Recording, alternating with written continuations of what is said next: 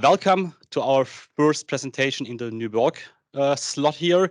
Lifelong Learning in Disruptive Times is the title. And I'm very excited that Nadine and Manuel are presenting this, for me, very interesting topic, because learning is very, very important in our currently times. And they will explain us how it works in large companies, with an example of Festo. So Nadine, Manuel, it's your stage. Beware, the presentation is recorded. No questions are allowed. If we have time at the end, you can ask questions over the Q&A or here in the audience, of course. And then enjoy the time and have fun. Thank you so much, and a very warm welcome from my side. My name is Nadine. I will let you know a little bit later a little bit more about me and Manuel. But first of all, I would like to give you an overview. What is our topic and what are we learning in the next half hour?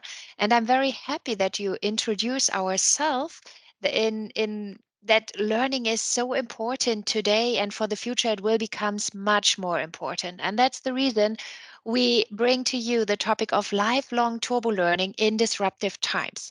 And we would like to jump into the next slide where we see what we would like to do.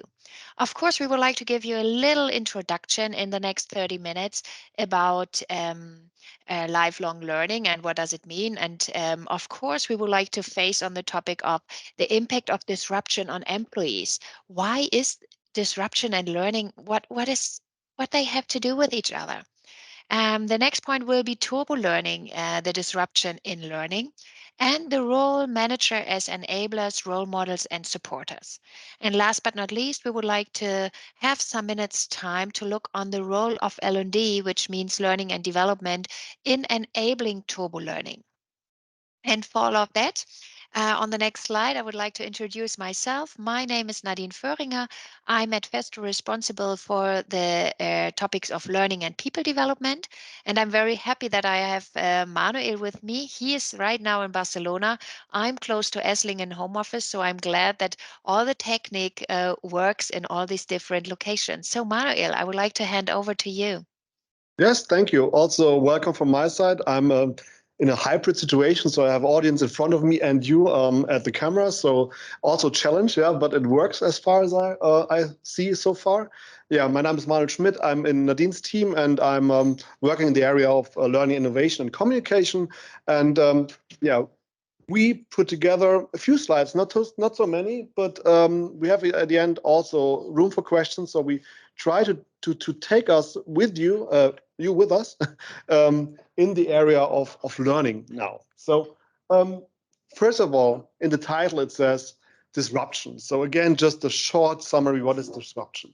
Disruption are rapid changes in technology, markets, organizations, which happen often very spontaneously. So there's a change which is not foreseen. There's new technology currently, you know, ChatGPT is everywhere around us. So people are asking themselves, which impact does this have on my job? And so something like that. And maybe nobody thought about such a possibility in before, right? So disruption occur spontaneously, but also over time. Yeah. And often things break when they disrupt. And I chose this image because I think there's always the chance that when things break, something new grows. This is this nice green plant in there, yeah?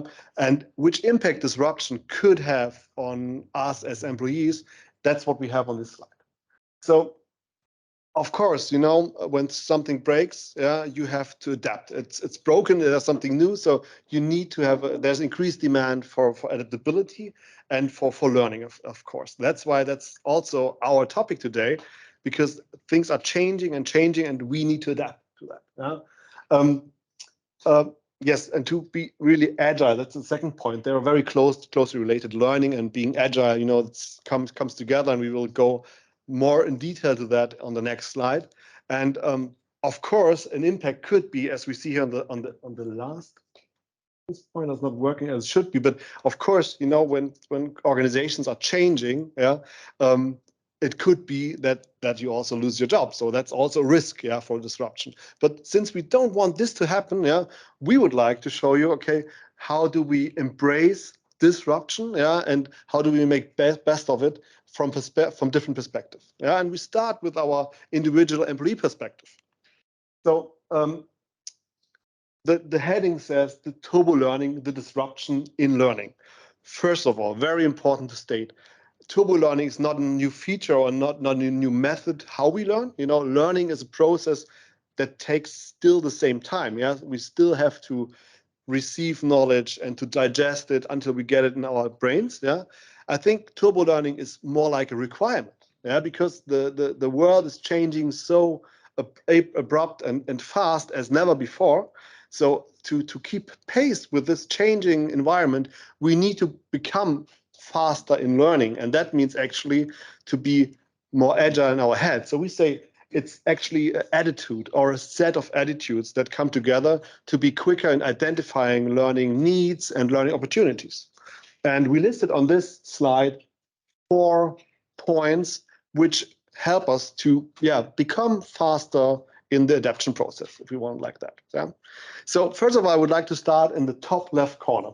It says growth mindset. What does it mean? Growth mindset, if you haven't heard about it, it's like that you embrace challenges. You expose yourself to new things to do, to work on, yeah, to grow with them. So learning from really hands-on experience. Yeah, for example, doing a hybrid talk in Barcelona with somebody joining in the home office and others streaming it to the world. Yeah, so it's something we never did before. Yeah, and we learned a lot yesterday also in the technical setup here. That's a nice example. Yeah, first time we did it and it worked out, and it was a learning curve, of course. Yeah, and of course, closely related to that, in general, curiosity. Yeah, so be curious for changes, innovations in technology, in working method, in meeting new people also. Be curious to collect and to network. That's also something we'll state out on the next slide, but very important prerequisite. As on the first slide already, yeah, general adaptability. Yeah, be agile, be able to adapt. It's about a little bit like Darwin says. Yeah, it's like survival of the fittest or survival of the most adaptable. Yeah, it's also here. Yeah, so I think we passed the time that we learn a job or we study and we do the same job for the whole of our lives. I think this time is over. Yeah, and I think that's something we need to realize. I think we already did it. Yeah. But I think it's now as obvious as never before that we really need to keep up pace, yeah, in our daily work, yeah.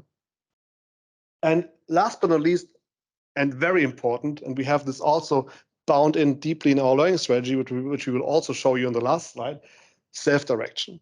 So it's key that we overtake responsibility for our own development, yeah. Also something in the past, it was like you went to school, teachers told you what to do, you wrote your exam, and yeah, you know, it was externally driven, I would say. Yeah, but to keep pace with the disruption, with the change, we need to overtake ownership on our own. Yeah, so we are responsible for our own personal development. We need to be curious what to do. So this all comes together, yeah, so that we can really learn what we need. Yeah, because you are the ones who experience the change in your environment daily. Yeah, so you are the ones also to know how to adapt, probably, to see, okay, I need to do something new, and I need to be better in this or that. So these are very, very important prerequisites to have this turbo learning mindset, for example. So remember, turbo learning is not a new feature that you can upload to your brain. No, that's not there. You just need to change your attitude and to adapt, and these are key methods to do so. Next slide, Nadine. Thank you, Manuel, for giving us an insight on the individual perspective of learning. And the next topic is, if we come a little bit step by step to all the other functions who are responsible for learning, is how can a lot of individual work and learn together? And this is networking and collaboration is learning. And this is also not a new slogan. We know it over years that we need to learn out of networks and we need to collaborate to become better. But we need to become much more better in the future in this case, because if so much more knowledge pops into our market and into our jobs, we need to become aware of that it is not or that it's not able for us to go to a seminar 2 days, learn something, come back to our job, make our job, and everything will be fine for the year. That is not how it works in the future. But how can networking and collaboration can help us to become a really good learner is in three different points. The first key point is that we change our perspective if we come together with others. So if we learn in networks, we provide access to different perspectives and experience.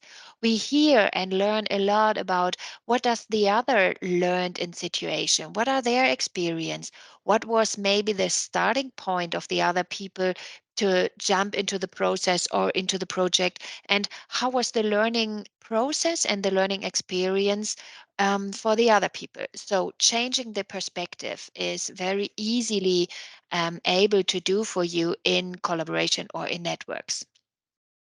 The second key point is emotions are as anchors. And this is also nothing new. We know that everything we combine with emotion, we remember much more better. It will be much more easier for us to combine it with emotions. You see here very nice pictures from people who did something together. They have adventures in the nature or other things. And the task for us is to combine learning points and experience together with social connections or with other topics which creates emotion. And this is, for example, that we need to create social learning opportunities. And this does not mean that we need to be face to face together, but it could be helpful, or we need to have a good digital solution. How can we create emotions also in a digital or hybrid way? We also have at the moment in the spring school in Barcelona. And the last key point is that we need to use collective intelligence. That means in Germany, we have also this word for it. It means swarm intelligence. And this is how it works if we learn together in networks. So we can tap into collective intelligence of groups, and we can allow individuals to learn from each other and to solve complex problems together.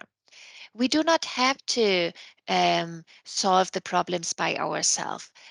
If we go really, really years into the past, it was that you were a good expert when you solved the problem by yourself. Today, it is not like this. Today, the question is more how fast can we solve the problem and not who solved it. And this is, of course, in our values and in our style to work, a big change. But at the end, we need to work together. We need to use the collective intelligence to become better. Yes, I'd like to add something from the spring school, maybe. Yes, of course, Manuel. And we're currently here in the IO in Barcelona, and this time combined with our spring school, where we made advantage of these things. So really to make use that learning and collaboration are also learning. So we set up a intense week of training for electric automation experts and software experts here, and it will be a week of hardcore learning. I already told them this morning, and they looked scared at me. Yeah, but we said, okay, we will try to wrap it up in a really nice environment with also social activity to really make use of these features, and especially also emotions anchors, because everything you have connected to emotions will be better remembered. But very important, it doesn't always need to be such a big event as Nadine said. So I think we need to come to the awareness that you all make use of your personal networks and start collaborating, and use this as a explicitly visual learning experience for yourself. Often we don't have this so present, so that's what we would like to tell you. Make use of networks and collaboration for your own learning journey as well. Sorry, Nadine, I didn't Thank want. you, Manuel, for this very good example. And this makes also clear that we need to go one step after the other. Every day, a little step, every day, a little bit. And this together with different people, in collaboration with different people, that brings learning to a new, higher level. If we jump to the next slide, we would like to deep into the topic. I would like you to remember a little bit. We started with what is disruption, and then Manuel told you what kind of attitude and skills does every individual person needs. And I jumped over to if many individuals come together in a group, then we are talking about networks and collaboration in learning. And the next level is what is the role of our managers in this learning process or in this learning field, I would maybe say. And this is not as maybe we remember out of the past that a manager says maybe, okay, it's our employee review talk and you did a good job. And as incentive, I would like to give you the chance to go to a offsite seminar. So please take your choice out of the catalog and have fun. No, learning is not an incentive, and this is not the role of a manager we need for the future to be ready for the future. The role of a manager is, first of all, the manager needs to be a role model. That means he or she should be a learner by himself. If a manager has not the feeling that he has a lot of learning points, then maybe he has or she, excuse me for that, has not the right attitude because also a manager needs to learn every day a little bit. And if he or she is a role model and learning guide for their employees, the person, for example, share their learning experience. The person is open to say, I've learned last week this, or my employees, I would like to let you know that this is my learning topic for this week, and I would like to become better in this and this and this point. So be a role model, be transparent in what are your learning fields and what you need to learn as a manager on the functional competency side, but also on the maybe leadership skills side. This is also something you could be very open. The second point is you as a manager needs to be an enabler. What does it mean to be an enabler? This is that you has the task or have the task to create learning opportunities for your employees so they can learn every day a little bit. What does it mean to create learning opportunities? You need to bring them out of their comfort zone. You need to be very good in observing your employees and find out what kind of next steps does my employee bring to out of the comfort zone into the learning zone where he or she can learn and try new things. And then remember the attitudes and the skills Manuel pointed out, growth mindset, and so on. So you need to bring your employees in the situation that they need to learn. And one little idea could be share learn hacks. We will not have the time to go deep into the topic of what are learn hacks today, but I can point it out for all the internal Festo people who are in Essling that we will have in May the first time a learning day where we will also go deep into the topic of what are learn hacks. And the third important role for a manager is be a supporter. If you are a role model and an enabler, then you need to support them in their learning process. So you need to create a learning environment in your team where learning is safe, where your people feel secure that they are allowed to make mistakes, that they have the chance to work in a culture where they can experimental methods could be in the daily business. They also need to learn in networks. So give them the chance and create opportunities that your employees can learn in networks. So ask yourself the question, how much collaboration appointments you have with your team together? Did you give them the chance to learn in collaboration? Or do you have only regular weekly meetings where you give them all your information and the meeting ends at the end and nobody works in networks and collaborate to each other? So you need maybe actively scheduled time for development. That does not mean every employee needs 1 hour a week to make something. It is more that you are very open, maybe also as a role model, that learning needs time and you provide your team with good time for development in networks, but also, of course, for individual topics. and help them finding the right action for the development goal at hand. So be their development consultant. Help them to find out, give them feedback, give them ideas of how could or what kind of learning goal could be the next. If you as a manager don't do this, who should do this? Of course, I can tell you who should do this on the next slide, but the manager has a very important role to support their people in finding their development goals. I have one And addition. As yes, one of the employees, I would like to state that these things you see here, they are integral part of our learning strategy, of our learning culture, and we developed a learning guideline with exact these content for managers. So that means everybody of us has a boss, there has a manager, so you can also request your manager in your personal development to fulfill these requirements, and you can always direct them to this learning guideline. We will roll it out this year, so it should be present all the time, but you are also relevant for spreading the knowledge about that. So make use of it, and also request and challenge your boss with these with this guideline. Yeah, so we can always only invite you to use it actively, right? thank you, Manuel. And that brings us directly to the point. What shows us, or what is important for us when we're talking about the L&D function? L&D is the name for learning and development. Sorry for not writing this here, because I'm sure that not everybody is used to this word.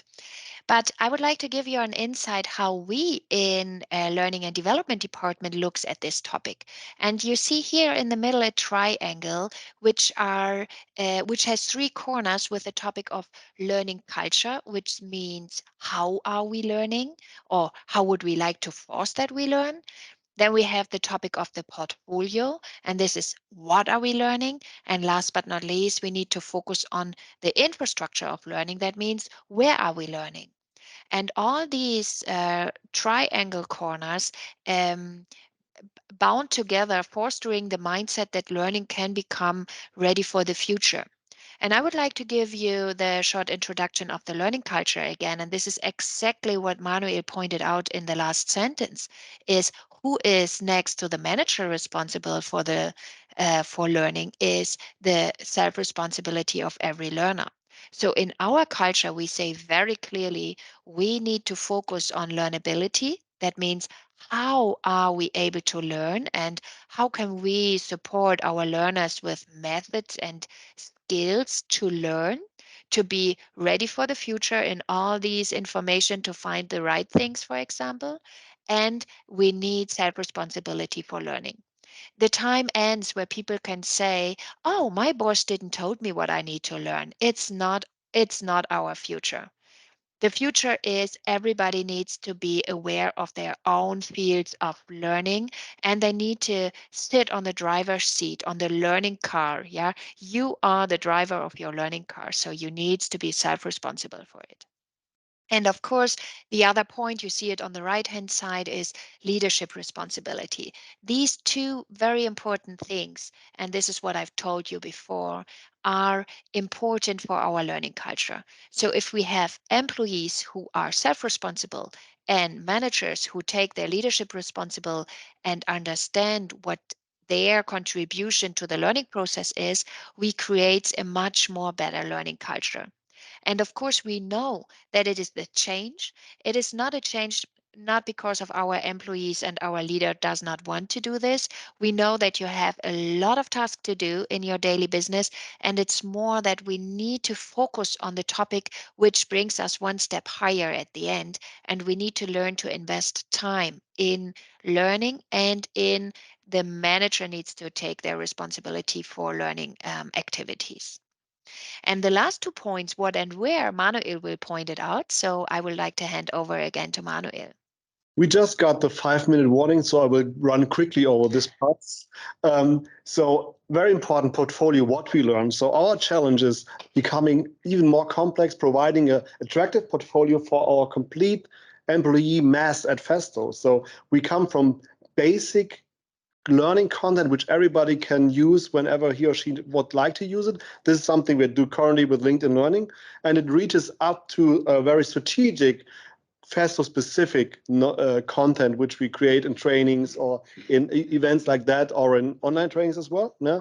And since we have a digital conference, I think here also AI will support us in the future to become faster in developing training materials, yeah, and concepting or structuring trainings.